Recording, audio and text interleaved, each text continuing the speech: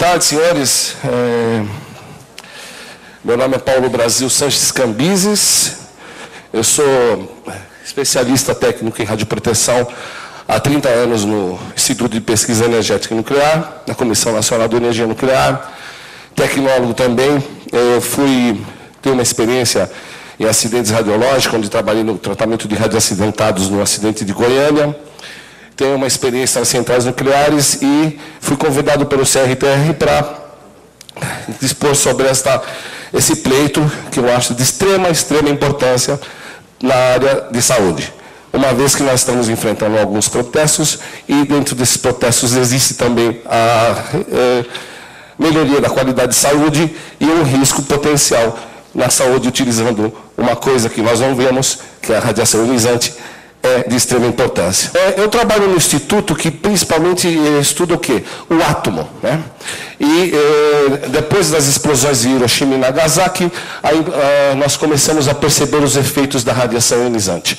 Então, as aplicações que vão se desenvolvendo ao longo do tempo, né? Principalmente o primordial estudo é o efeito da radiação no átomo, e como nós somos formados de átomos, conjunto de átomos vão formar uma célula, os órgãos humanos e o próprio órgão humano, o ser humano. Então, qualquer aplicação industrial e principalmente médica, nós temos que levar os efeitos biológicos em consideração. Como disse o nosso colega,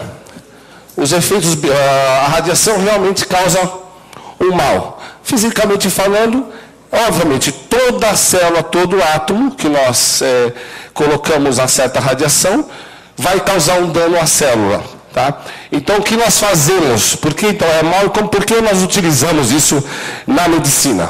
Porque nós usamos o conceito do risco-benefício. Então, eu vou fazer, por exemplo, um tratamento de radioterapia para tentar aniquilar um tumor cancerígeno, neoplásico, mas eu vou colocar essa pessoa com efeitos colaterais, como queda de cabelo, anemia, mas esses efeitos vão ser recuperáveis pelo indivíduo, mas eu vou tratar a doença, né? E o indivíduo não vai morrer com essa radiação. Assim como com as doses em tomografia e tudo mais. Por quê? Os efeitos biológicos da radiação, elas são resultantes da transferência de energia da radiação para o homem. Né? Então, quer dizer o seguinte, quando nós tomamos uma dose de radiação sem nenhum critério, uma exposição acidental, então, obviamente, nós temos um risco de desenvolver um efeito biológico. Nesse caso, por exemplo, uma dose maciça pode desenvolver o que nós chamamos de uma radiodermite, ou uma queimadura. Mas também temos um outro limiar de risco na radiação, que são doses crônicas pequenas, que se também não se tomar esse devido cuidado, pode desenvolver, por exemplo, um câncer de tireoide, né, que é a doença mais clássica nas pessoas que submetem à radiação a longo prazo. Um exemplo disso, por exemplo, o dentista que tira radiografias e se preocupa com o paciente, mas não vai se preocupar com ele. Ou então o médico que está no seu arco cirúrgico vai tirar uma radiografia na cirurgia e não coloca o avental. Ele vai salvar a vida do paciente, mas vai prejudicar a sua. Próximo. Bom, os efeitos biológicos da radiação, obviamente, são ocasionados pela exposição do indivíduo a uma radiação. Tem várias fontes de radiação. Na indústria, nós temos, né, como fontes na área de produção de medicina, em reatores nucleares. Então, tem hoje diversos tipos de aplicações. Até, por exemplo, a simples Coca-Cola que você toma, a medição de um nível, utiliza-se uma prática radioativa para medir a Coca-Cola.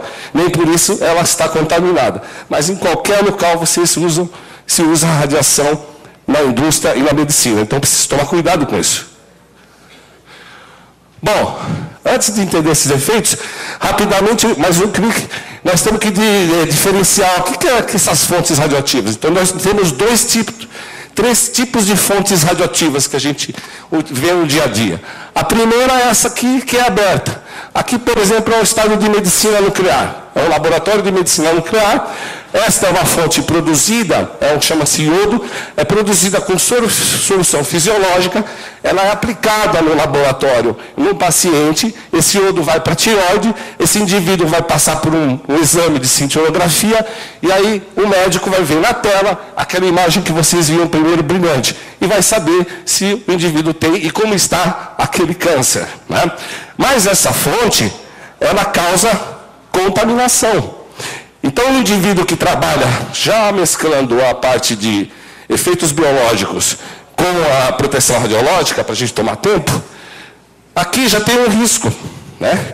E que exige a formação de um profissional com qualificação. Porque se o indivíduo, como eu vi na exposição, 40 horas de aula, um biomédico para saber que no laboratório desse existe um risco de contaminação, ou seja, a pessoa pode, se não fizer essa captação desse material corretamente, em capelas, né, fazer a aplicação no local adequado, ele não saber, por exemplo, questões de rejeito radioativo, não saber calcular dentro de um equipamento lá qual é a quantidade de material radioativo que ele vai ter que aplicar no paciente, saber, inclusive fisicamente, olha, eu vou aplicar tantos miliquilos, uma unidade, ele pode sobrespor o paciente e também ele pode contaminar essa área.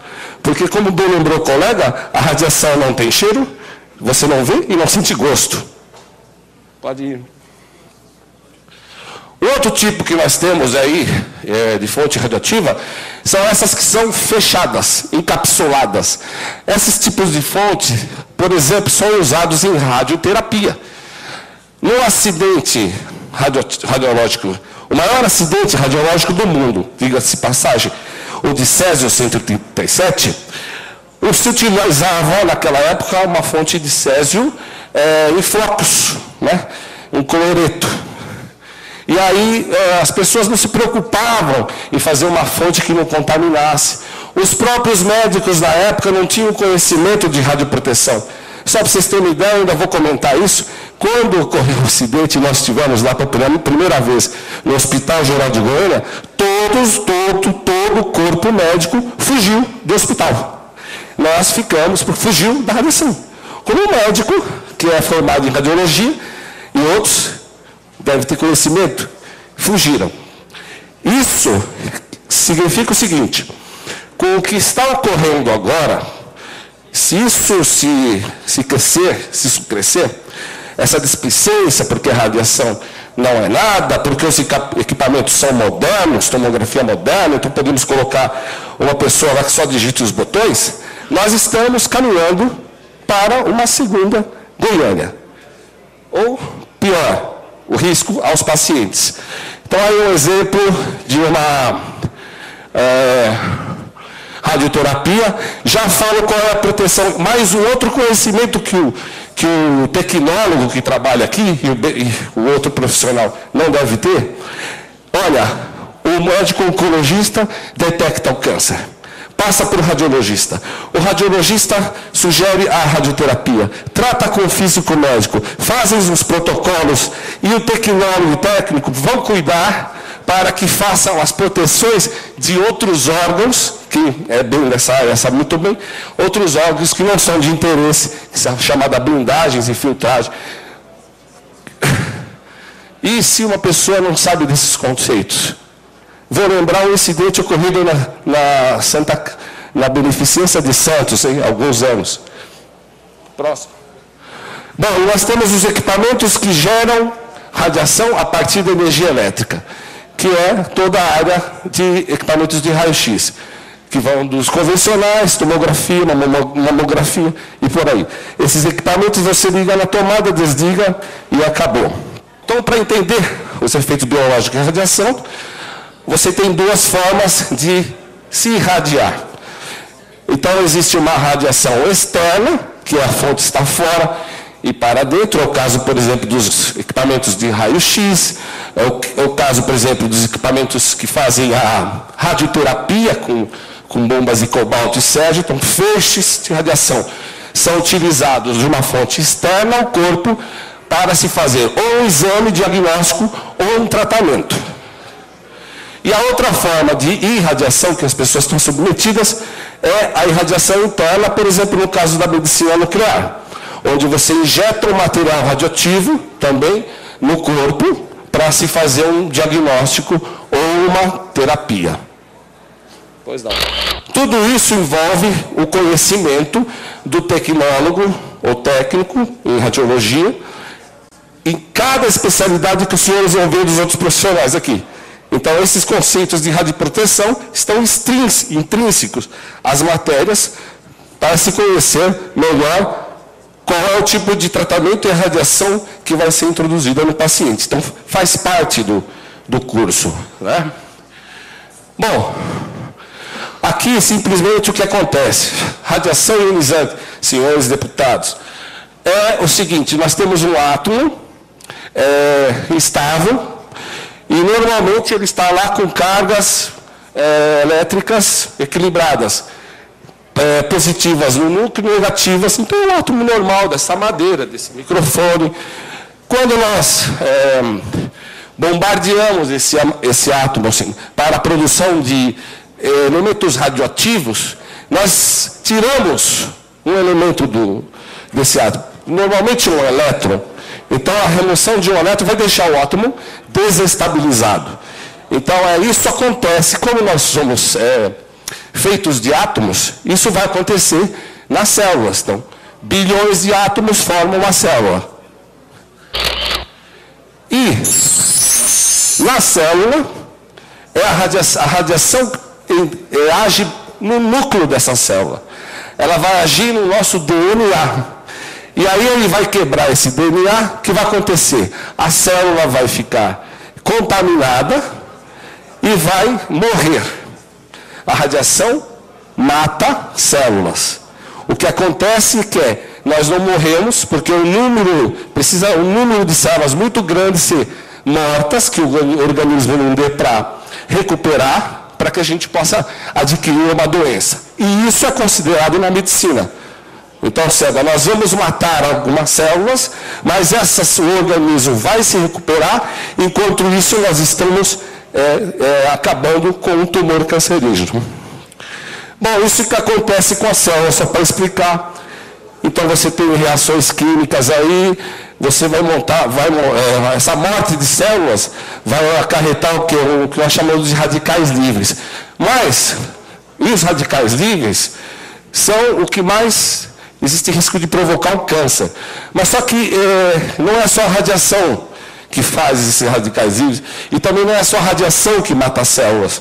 Fumar, beber, vida sedentária, nosso próprio envelhecimento, nós vamos fabricando menos células e esses agentes externos eu também vou matando, né? Eu vi recentemente uma entrevista que, por exemplo, o tomate é muito bom para tirar esses radicais livres. Quer dizer, é a célula morta que vai ocasionar possivelmente a proliferação de células com problemas que podem gerar um câncer. Os efeitos biológicos são todos eles, viu? Vai ocorrer isso, né? Primeiro vai ter um fenômeno físico que é no átomo lá, então ionizando, tirando elétrons. Depois, como você desestrutura essa célula vai jogar veneno na própria célula, o núcleo da célula vai jogar veneno nessa própria célula e vai morrer essa célula, né? Que são ruptura de ligações químicas. Pode ver. Depois vão ter efeitos físicos e fisiológicos, quer dizer, fisiologia, nosso funcionamento do corpo pode ser alterado, mas pode ser alterado às vezes imperceptivelmente. Por exemplo, uma diminuição das plaquetas, queda de plaquetas. Por isso que nós fazemos, quem trabalha na área de radiologia, um exame de hemograma completo, para se verificar que esse é o primeiro sintoma de você ter um problema fisiológico brando com o efeito da radiação, né? Mas isso é recuperável. Por isso que existem limites de dose. Que chegando a esse limite de dose, que a Comissão Internacional de Radioproteção e a Comissão Nacional de Energia Nuclear adotou, seria assim, 20 milissieverts por ano. O que significa isso? Se o indivíduo tomar essa dose, ela vai ter um efeito brando, recuperável, mas preocupante. Então, mas vai dar sequência a ficar mais grave a gravidade do indivíduo? Não. Mas vamos adotar esse limite como segurança. Outro. E aí, dependendo da dose de radiação, vai se apresentar, depois de um tempo que nós chamamos de latência, a radiação, quando você toma essa radiação, você não vai ter um efeito imediato. Qualquer tipo, você vai ter um efeito depois de um certo prazo, né? Por exemplo, em Goiânia, as pessoas tiveram contato com o material radioativo uma semana depois que começaram a apresentar problemas. E o estado de saúde delas, elas ficavam até surpresas de falar com o médico. Falou, poxa, mas eu estava bem. E exatamente, há uma melhora, inclusive, para depois vir um efeito que, dependendo da dose de radiação, pode ser até fatal. Nesse caso, dose aguda de radiação num acidente industrial que ocasionou morte celular. Essa é a chamada morte celular que eu falei para vocês. Átomos totalmente não são mais de pele, porque foram desestruturados. Células, muitas células mortas. O organismo, como a gente faz uma ferida, o organismo tenta recuperar. Por isso que a gente fica fraco quando está com uma ferida muito grave, ou uma doença, o organismo fica fraco e manda todos os anticorpos para lá. E para quê? Para combater e recuperar esse número de células perdidas.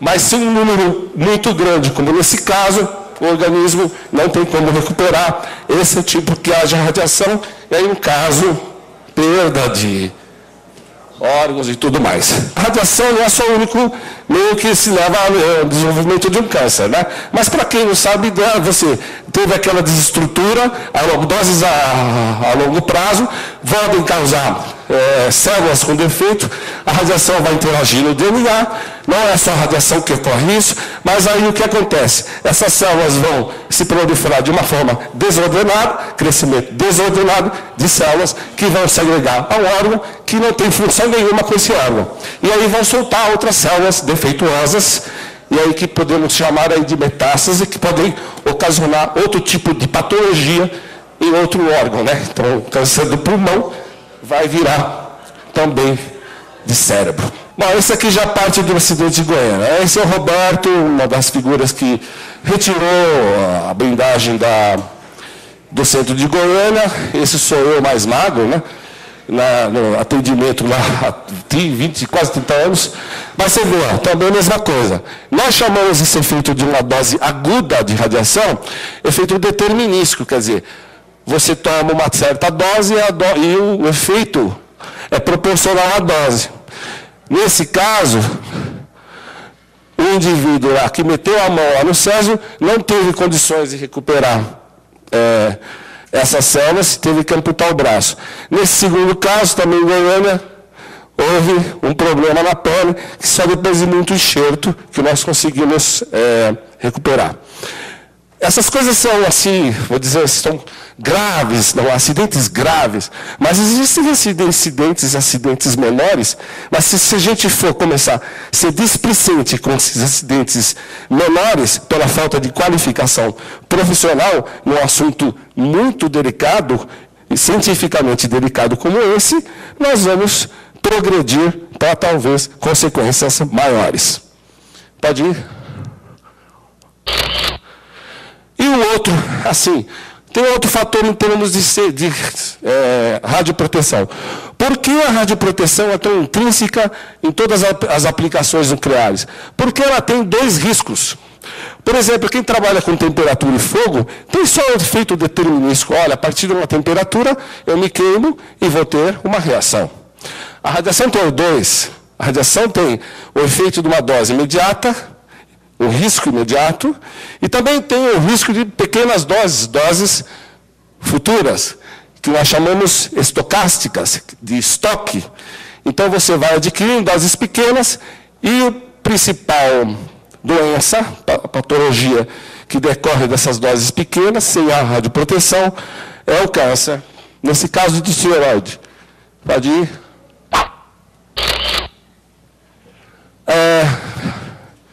Aqui também. Bom, existia uma preocupação quanto, por exemplo, mulheres grávidas, principalmente nos primeiros dias de gravidade, se submeter ao exame radiológico, por exemplo, uma tomografia. Imaginem o seguinte, a radiação, como eu falei, atinge os átomos, células. Um bebê, um feto, se desenvolve em 9 meses.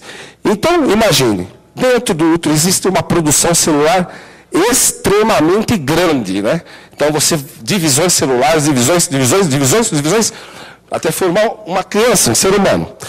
De repente, possivelmente, se dentro desse processo de formação celular, você injetar, expor esse feto a um determinado tipo de radiação que ocasione um defeito, né, em uma das células, por impactação de vários átomos, esse defeito for passado para outras células em divisão, pode caracterizar uma mutação. Radiação, por Miller, biólogo, induz a mutações.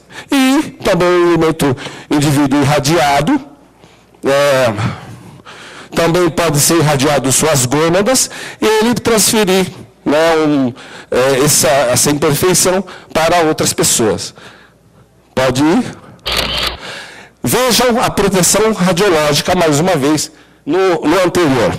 Né? Eu estou casando tudo isso, que o conhecimento que um profissional técnico, tecnólogo, eu fiz esse curso, vários fizeram, tem nas aulas de, por exemplo, tomografia, a radioproteção, um raio-x.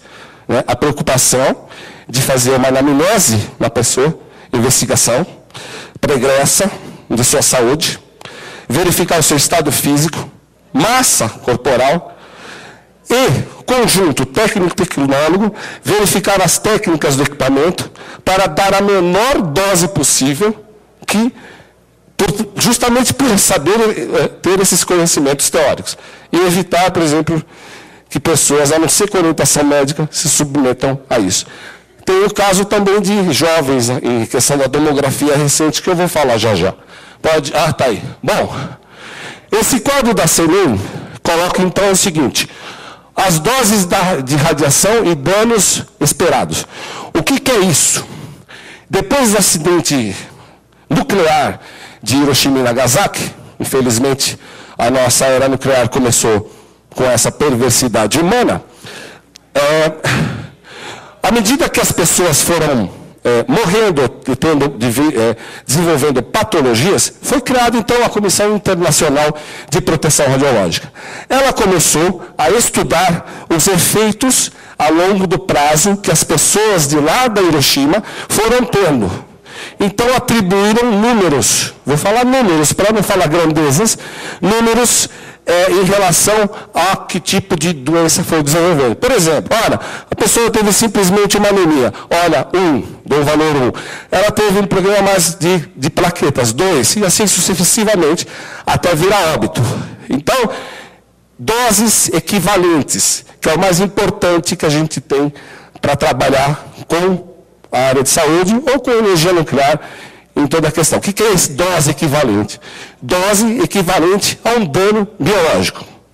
Então, dentro do quadro da CENEM, ela diz que, nesse valor aí, até 0,25 Sievert, todos os métodos clínicos e laboratoriais não indicam efeitos preocupantes, desde que sejam estudados e justificados.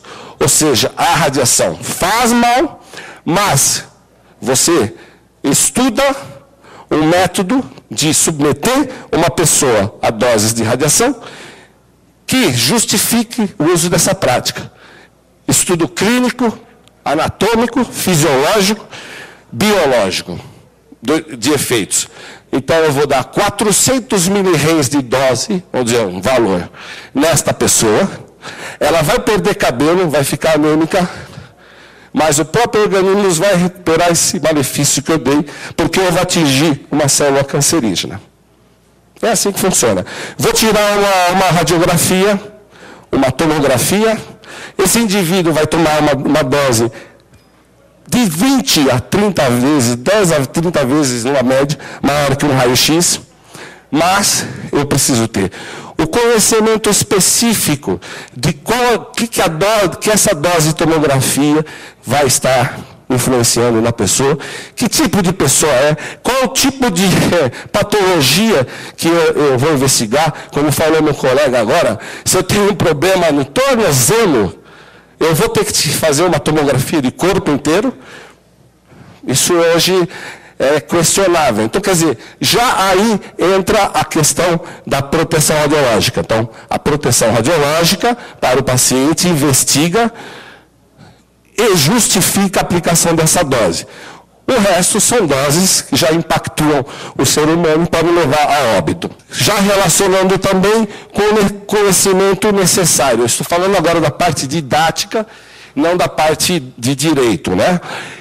Por que isso foi feito nesses cursos de radiologia? Aliás, o curso de radiologia, tecnólogo em radiologia, na Comissão Nacional de Energia, norma 303, ela permite que um profissional de nível superior, 4 tipos de pessoal de nível superior, possam prestar uma prova para se tornarem supervisores de radioproteção. Químico, matemático, físico e tecnólogo em radiologia. Né? Agora, por quê? Na formação de um curso de radiologia, foram ouvidos também o pessoal da área científica. Né? Todos nós somos a área que elabora as normas, que é a área que eu pertenço. Então, nós verificamos, por excelência, hoje existe um curso de radiologia, mas esse curso tem que ter esses conhecimentos. Quais? Se os efeitos biológicos são esses, dose total recebida. Esse indivíduo tem que saber qual é a dose que vai ser aplicada num paciente no exame de tomografia e qual é a consequência, mesmo mínimas, como eu falei, de morte celular que se recupera. Segundo, está o tempo dessa dose. Poxa vida, qual é o tempo que essa pessoa vai passar dentro de uma tomografia, que é um tempo maior, e a dose que ele vai tomar? Eu tenho que estar controlando essa dose e ter esse conhecimento. Localização da fonte. Eu tenho uma radioterapia de uma fonte de cobalto para fazer uma irradiação do câncer de próstata no indivíduo. Apesar que hoje se usam outras técnicas, mas essa ainda existe. Bom, se eu preciso saber qual a posição que essa fonte vai estar, eu preciso saber qual é o grau do feixe, qual é a finura desse feixe que eu vou atingir o indivíduo. Eu preciso saber que áreas que eu vou proteger desse indivíduo. Tudo isso o tecnólogo tem que aprender. Ou profissional em radiologia, médico também. A parte do corpo irradiada, a idade, sexo, condições gerais do indivíduo. Esta é a proteção radiológica para a área de saúde. Eu tenho infinidades poderia falar aqui da parte de radioproteção geral, né? Mas eu acho que tornei os efeitos biológicos com a parte de saúde para demonstrar quais são os conhecimentos gerais de radioproteção que o indivíduo profissional tem que ter para trabalhar nessa área. E não são 40 horas de aula que isso vai ser proporcionado. Bom, e aí, o indivíduo também aqui nessa área, porque se estuda fisiologia e anatomia, porque ele tem, junto com essa fisiologia, anatomia e as técnicas, a parte de radioproteção. Porque o tecnólogo na radioproteção, a obrigação dele também saber qual tipo de órgão, quais são mais sensíveis à radiação. Então ele aprende disso e também já é uma parte de radioproteção ao paciente. Pode ir. Sempre lembrando, né, que o 0,25. Então, por que eu estou justificando? Eu estou justificando o malefício. Toda a radiação é maléfica. Não, estou justificando por que eu estou aplicando essa radiação. Você vê como a cadeia é complexa? Bom, recentemente vocês devem ter visto essa matéria, saiu na Folha de São Paulo, e a pesquisa que o nosso nobre colega colocou aqui, e já foi, tomografia eleva o risco de câncer em crianças e jovens. Na verdade, o que é isso? Na verdade um bebê tem um crescimento celular muito rápido em 9 meses. Mas uma criança e um adolescente, pessoas de 14, 15 anos, tem um crescimento também de células maior do que o nosso, né? Porque os ossos vão se desenvolvendo, então há um desenvolvimento, crescimento de células maior. Então corre o risco, se o indivíduo não verificar a prática correta e falar, não, esses equipamentos são inadequados, e pode ocasionar um risco desse. Também de ter levar o risco de radiação. Pode ir? Rápido. Câncer, e no hospital de Beneficência Portuguesa de Santos. Mesma coisa. Irradiaram pessoas lá com conhecimento, irradiaram, só que a fonte era velha. Quer dizer, irradiaram, mas não teve proveito nenhum para o tratamento de câncer. Termino com essa frase: é necessário otimizar os níveis de radiação, ou seja, a exposição de indivíduos a fontes de radiação deve ser mantido tão baixo quanto razoavelmente execuível. Essa é a filosofia Alara, que nos ajudou na parte de proteção radiológica, e muito obrigado.